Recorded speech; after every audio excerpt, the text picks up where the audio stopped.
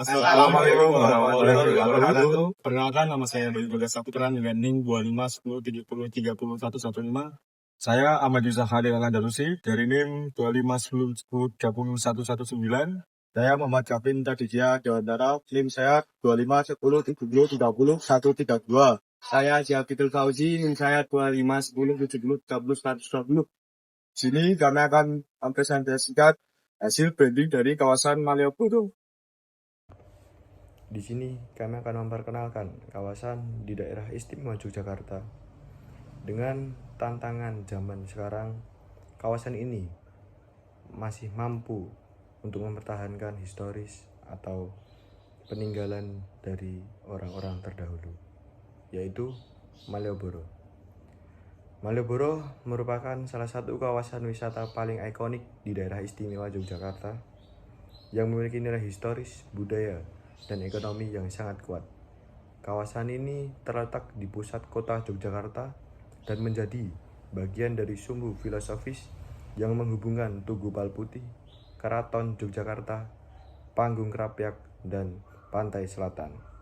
Keberadaan Malioboro tidak hanya berfungsi sebagai pusat aktivitas perdagangan dan pariwisata, tetapi juga merepresentasikan identitas budaya masyarakat Yogyakarta yang menjunjung tinggi nilai tradisi, keramahan, dan kearifan lokal. Tujuan kami ada 3. Yang pertama, bersaing di nasional atau internasional dengan peningkatan fasilitas dan pengelolaan secara profesional. Yang kedua, mengangkat nilai budaya Yogyakarta dengan menjadikan Malioboro sebagai ruang ekspresi budaya. Yang ketiga, membuat Malioboro sebagai tempat wisata tanpa menghilangkan makna yang pada bangunan dan budaya Yogyakarta. Assalamualaikum warahmatullahi wabarakatuh.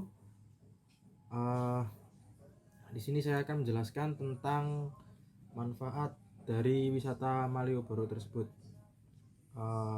Manfaat wisata Malioboro terbagi menjadi 3 bagian. Yang pertama, meningkatkan perekonomian daerah. Wisata Malioboro memberi dampak besar pada ekonomi Yogyakarta karena banyaknya wisatawan yang berbelanja, terus berkembangnya UMKM lokal, terus tingginya aktivitas pedagang, pengrajin, dan pelaku seni. Yang kedua, membuka lapangan kerja. Malioboro menciptakan banyak pekerjaan seperti pedagang kaki lima, pengrajin batik, pemandu wisata, pengemudi becak dan andong. Yang terakhir, pekerja toko dan kuliner. Lanjut yang ketiga, melestarikan budaya lokal. Di Malioboro, budaya Jawa dipertahankan melalui seni pertunjukan jalanan, kerajinan tradisional, kuliner khas Yogyakarta, interaksi sosial yang mencerminkan keramahan masyarakat Yogyakarta. Lanjut yang keempat, menjadi ruang rekreasi publik. Malioboro bermanfaat sebagai tempat jalan-jalan santai, berfoto, menikmati suasana kota, bersantai di area pedestrian. Lanjut yang kelima, meningkatkan citra dan pariwisata Yogyakarta. Keberadaan Malioboro memperkuat identitas Yogyakarta sebagai kota budaya, kota wisata, dan kota ramah untuk turis lokal maupun mancanegara. Yang keenam, yang keenam, mendukung ekonomi kreatif. Malioboro menjadi panggung bagi seniman jalanan, pembuat kerajinan, musisi, dan komunitas kreatif. Oleh karena hal itu,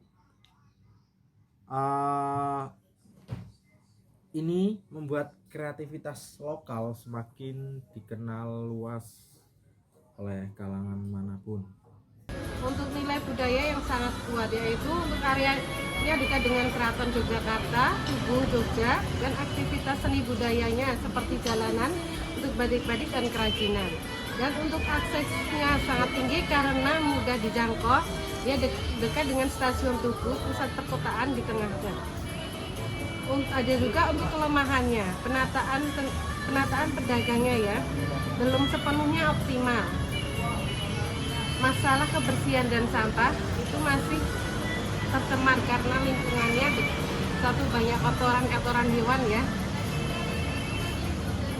Event dan festival tematiknya itu tentang seni jalan batik, kuliner, dan festival budaya.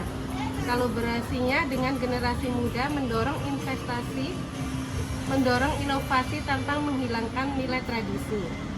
Dan untuk ancamannya, persaingan dengan destinasi wisata lain, baik di Yogyakarta maupun kota wisata lain Indonesia. Perubahan tren wisatawan cenderung mencari pengalaman baru dan destinasi alternatif.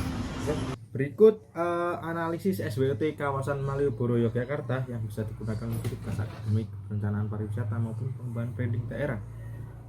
Yang pertama, ikon wisata nasional. Malioboro merupakan simbol pariwisata Yogyakarta yang dikenal sudah luas, baik oleh wisatawan domestik maupun mancanegara. Kedua, nilai budaya yang kuat, dekat dengan Keraton Yogyakarta, Tugu Jogja, dan dan aktivitas seni budaya dalam kurung musik jalanan, batik, dan kerajinan. Yang tiga, aksesibilitas tinggi, mudah dijangkau dari stasiun Tugu, pusat kota, serta terhubung dengan berbagai moda transportasi. Yang keempat, pusat ekonomi kreatif dan UMKM, banyak pedagang batik, oleh-oleh, kerajinan tangan, serta kuliner khas Jogja. Yang kelima, daya tarik sepanjang waktu, aktif siang dan malam hari dengan suasana yang berbeda dan tetap hidup. Terus ini ada weakness atau kelemahan. Pertama, kepadatan pengunjung berlebih, terutama saat musim liburan, menyebabkan ketidaknyamanan dan kemacetan. Kedua, penataan pedagang yang belum sepenuhnya optimal. Meski sudah ada revitalisasi, masih terdapat masalah keteraturan dan estetika. Lanjut yang ketiga, masalah kebersihan dan sampah. Volume wisatawan tinggi meningkatkan resiko pencemaran lingkungan. Yang keempat, ketergantungan pada sektor pariwisata. Ekonomi kawasan sangat bergantung pada kunjungan wisata. Yang kelima, kualitas pelayanan tidak merata. Perbedaan standar layanan antar pedagang dan pelaku wisata. Terus ada lagi bagian opportunities atau peluang. Yang pertama, pengembangan pariwisata berbasis budaya dan edukasi. Storytelling, sejarah Malioboro, keraton, dan filosofi Jogja. Yang kedua, digitalis UMKM, pemanfaatan media sosial, e-commerce, and QR payment untuk pedagang. Yang ketiga, event dan festival tematik, festival budaya, seni jalanan, batik, atau kuliner khas Yogyakarta. 4. Kolaborasi dengan generasi muda dan komunitas kreatif, mendorong inovasi tanpa menghilangkan nilai tradisi. 5. Branding Malioboro sebagai kawasan ramah pejalan kaki, mendukung konsep wisata berkelanjutan dan green tourism.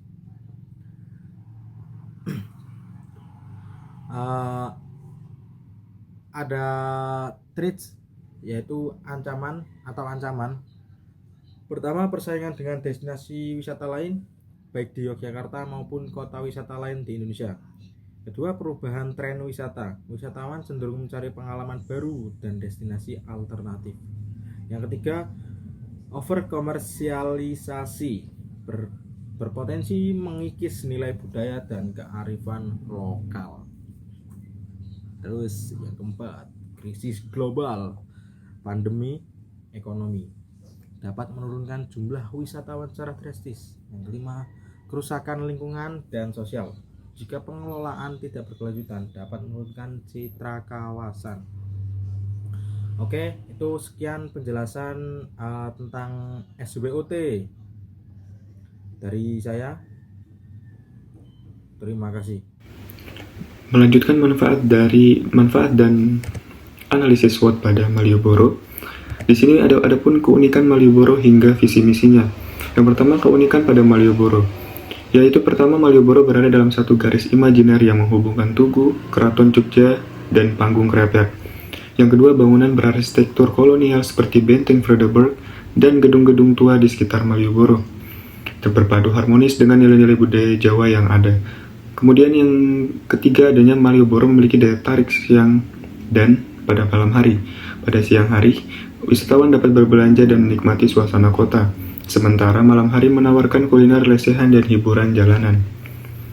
Kemudian ada pun visi misi dari Malioboro itu sendiri. Yang pertama, visi yaitu menjadikan kawasan Malioboro sebagai ikon pariwisata budaya Yogyakarta yang berkelanjutan, tidak hanya berkelanjutan tetapi juga berkarakter lokal dan berdaya saing dengan tetap menjunjung tinggi nilai-nilai tradisi, sejarah, hingga kearifan lokal yang ada. Kemudian misi pada Malioboro itu sendiri yaitu pertama, melestarikan nilai budaya dan tradisi lokal, yaitu menjaga dan mengembangkan unsur budaya Jawa dalam aktivitas kawasan di Malioboro seperti seni, pertunjukan, batik, kemudian kerajinan tradisional, bahasa, dan tata nilai masyarakat di Yogyakarta. Kemudian yang kedua, ada mengintegrasikan budaya dalam pengelolaan kawasan, yaitu mengimplementasikan nilai-nilai budaya lokal dalam penataan ruang, desain kawasan, aturan berjualan, hingga pelayanan wisata di Malioboro. Kemudian yang ketiga, ada mengembangkan pariwisata budaya yang berkelanjutan, yaitu menyeimbangkan aspek ekonomi, sosial, dan lingkungan agar perkembangan pariwisata tidak menggerus nilai budaya dan identitas lokal. Di sini saya akan menjelaskan tentang inti pesan kawasan Malioboro. Malioboro bukan sekedar jalan wisata tetapi ruang budaya yang syarat makna. Kawasan ini berada dalam satu garis imajiner yang menghubungkan Tugu Palputih, Keraton Yogyakarta, dan Panggung Krapyak, mencerminkan filosofi kehidupan masyarakat Jawa yang menjunjung tinggi keseimbangan dan harmoni. Keindahan Malioboro semakin terasa melalui perpaduan bangunan berarsitektur kolonial seperti Benteng Vredenburg dan gedung-gedung bersejarah di sekitarnya, yang berdampingan secara harmonis antara warisan dan budaya Jawa. Selain itu, Malioboro menawarkan pengalaman wisata yang hidup sepanjang hari. Siang harinya, Malioboro menghadirkan aktivitas belanja dan suasana kota yang dinamis, sementara di malam hari menyuguhkan kuliner lesehan dan hiburan jalanan yang hangat dan merakyat. Di sini saya akan menjelaskan tentang logo dan tagline dari kelompok saya. Yang pertama, tagline-nya berbunyi, "Durung lengkap yen ning Jogja ora mampir ing Malioboro," yang berarti belum lengkap kalau ke Jogja tidak berkunjung ke Malioboro. Dan yang kedua, logo ini terdapat gambar wayang, Tugu Jogja, Merapi, Megamendung, dan pantai. Yang pertama, wayang. Wayang melambangkan budaya dan tradisi Jawa yang menjadi identitas Jogja. Yang kedua, Tugu Jogja, ikon utama Yogyakarta dan simbol identitas kota. Yang ketiga, Merapi, mewakili kekuatan alam dan karakter masyarakat Jogja. Dan yang keempat, Megamendung, motif seni yang memberi kesan teduh dan estetis. Serta yang kelima, pantai. Pantai menunjukkan kekayaan wisata pesisir di daerah Yogyakarta. Untuk pada target dan audiens, kami bedakan ada 3. Yang pertama, wisatawan lokal dan internasional. Wisatawan domestik dan mancanegara yang mencari pengalaman wisata budaya, sejarah, dan kehidupan kota khas Yogyakarta. Yang kedua, ada pelaku bisnis. Pelaku bisnis menjadi target strategis dalam pengembangan kawasan Malioboro, khususnya pelaku UMKM, investor pariwisata, industri kreatif, dan sektor perhotelan. Audiens ini diarahkan untuk melihat Malioboro sebagai kawasan dengan potensi ekonomi tinggi, arus wisatawan yang stabil, serta citra brand yang sangat kuat. Yang ketiga, ada komunitas budaya dan pecinta sejarah. Komunitas budaya, seniman, akademisi, serta pecinta sejarah menjadi audiens penting dalam menjaga autentisitas Malioboro. Kawasan Malioboro diposisikan sebagai ruang ekspresi, edukasi, dan pelestarian budaya serta sejarah Yogyakarta yang terbuka terhadap kegiatan seni, diskusi, budaya, pameran, dan event sejarah. Dan yang selanjutnya terkait merchandise, mungkin kami akan ada bentuk fisik dari merchandise, yaitu ada gantungan kunci ataupun sendal dan dari produk UMKM di kota Yogyakarta. Mungkin cukup sekian tentang branding kawasan di Malioboro. Kami tunggu kedatangan kalian karena setiap sudut di Jogja mengandung historis dan kenangan yang berbeda. Assalamualaikum warahmatullahi wabarakatuh.